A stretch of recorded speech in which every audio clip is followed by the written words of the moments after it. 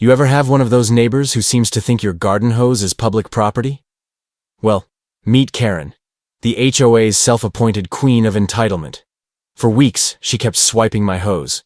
At first, I thought maybe she was borrowing it. You know, neighborly stuff. But nope. This wasn't borrowing. This was outright stealing. Every single time I went to water my plants. I'd come outside, thirsty flowers pleading, and poof, no hose. Just a blank spot where my lifeline should be. I confronted her once. She looked me dead in the eye and said, "It's community property." Community property? Sure, Karen, and I'm the Queen of England. Now, here's the kicker.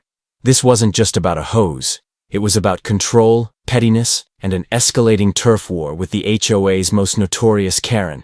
But I wasn't about to let her win. Oh no, I had a plan. A plan that would turn the tables in a way she'd never see coming. Stick around, because by the end of this story, the neighborhood and Karen would never forget what happened when I decided enough was enough.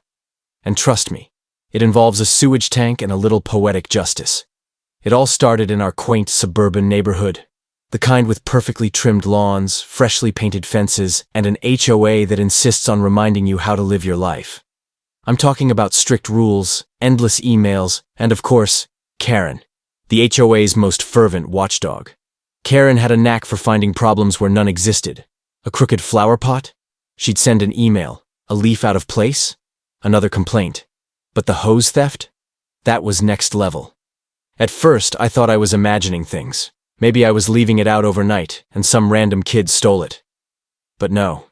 This happened several times a week, always after I'd carefully coiled it and put it by my garage. I decided to talk to Karen, thinking maybe she'd confess or at least admit borrowing it. I caught her near the community garden one afternoon, hose in hand, looking decidedly guilty. "Karen, that's mine," I said cautiously. She shrugged.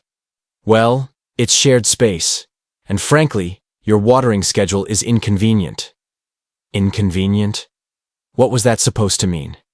As days went on, her petty rules escalated. I received a notice from the HOA that I was improperly storing outdoor equipment, and fines started to pile up. I knew it was Karen behind the scenes. Neighbors started whispering, some taking Karen's side, others shaking their heads at the absurdity.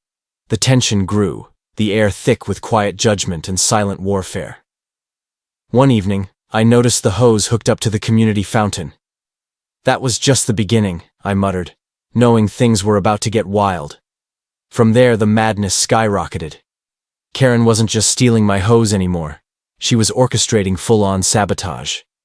One morning, I found my mailbox locked shut with a tiny padlock. No key, no explanation. Then, mysterious notes appeared on my door accusing me of HOA violations I'd never heard of. Watering after dusk? Fine. Leaving trash bins out too long? Another fine. My garden gnome disappeared, only to be found days later with a note saying, "Neighborhood Watch is watching you." Every time I tried to stand up for myself, Karen seemed one step ahead. She'd report me to the HOA board, spread rumors that I was disruptive, and even threatened to call the city about my improper water usage. One afternoon I caught her red-handed again, this time sneaking around my backyard with a pair of wire cutters. She said she was pruning my irrigation system. I laughed. It was sabotage, plain and simple. Despite it all, I had some small victories. The HOA didn't fine me for everything, and a few neighbors started to question Karen's tactics, but every win was met with a new, crazier stunt. This wasn't just about a hose anymore. It was a war of wills, and I knew I had to fight back. But how? I sat on my porch that night, plotting.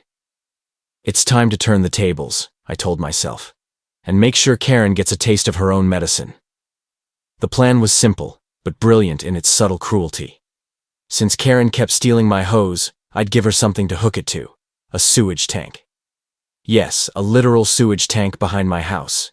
I installed a hidden valve that, when connected, would draw water straight from the sewage system instead of the clean outdoor faucet.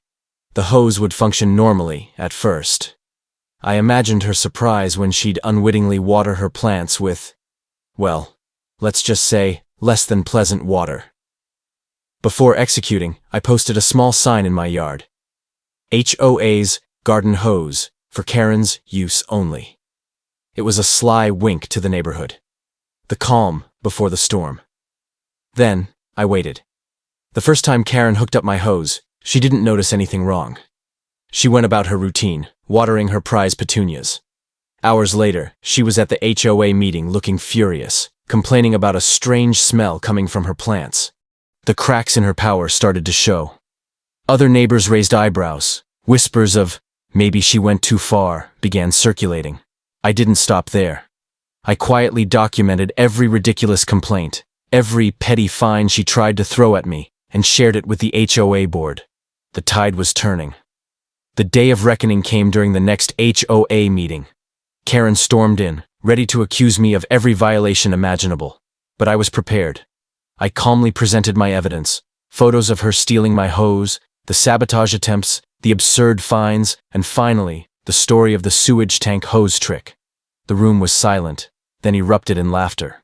Karen's face went from furious to pale.